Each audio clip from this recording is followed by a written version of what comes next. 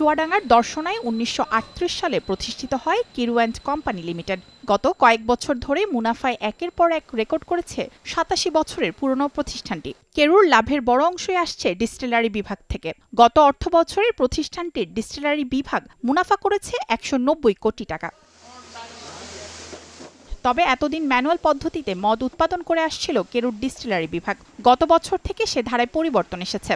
প্রায় ৭ কোটি টাকা ব্যয়ে ডিস্টিলারি বিভাগে বসানো হয়েছে স্বয়ংক্রিয় মেশিন, যার ফলে দ্রুততম সময়ে উৎপাদন হচ্ছে বিভিন্ন ধরনের হাজার হাজার লিটার মদ।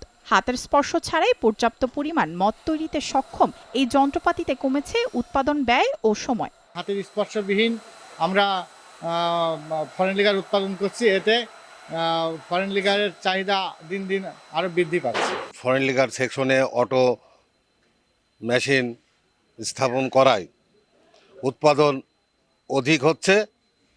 বর্তমান বাজার যে চাহিদা আমরা মেটাতে সক্ষম হচ্ছি। প্রাথমিকভাবে এই মেশিনে ১ লিটার কাচের বোতলে মদ বাজারজাত শুরু করেছে কেরু। প্রিমিয়াম ব্র্যান্ডের এই মদে ভালো সাড়া মিলেছে বাজারে। কেরু অ্যান্ড কোম্পানি বর্তমানে ফরেন লিকার অটোমেশন প্রক্রিয়ায় উৎপাদন করতেছে এবং এই অটোমেশনের মেশিনারিজ ইটালি থেকে ক্রয় করা। এখানে অত্যাধুনিক মানের কাটিস ফিল্টার সহ অন্যান্য মেশিনারিজ ব্যবহার করার কারণে আমাদের লিকারের গুণগত মান পূর্বের থেকে বৃদ্ধি পেয়েছে এবং মার্কেটে যে চাহিদা সেটাও দিন দিন বৃদ্ধি পাচ্ছে। স্বয়ংক্রিয় মদ উৎপাদন করে কেরুর আয় সামনের দিন আরও বাড়বে বলে প্রত্যাশা কর্তৃপক্ষের। বর্তমানে অটোমেশন চালু করেছি ফরেন লিকারের। আমরা আগে অনেক সময় দেখা যেত যে আমরা প্রয়োজন মতো ফরেন লিকার বাজারে অনেক সময় দিতে পারতাম না। এখন এই অটোমেশন হওয়ার ফলে আমরা যখন বাজারে যেভাবে চাহিদার দরকার সেভাবে আমরা দিতে পারবো।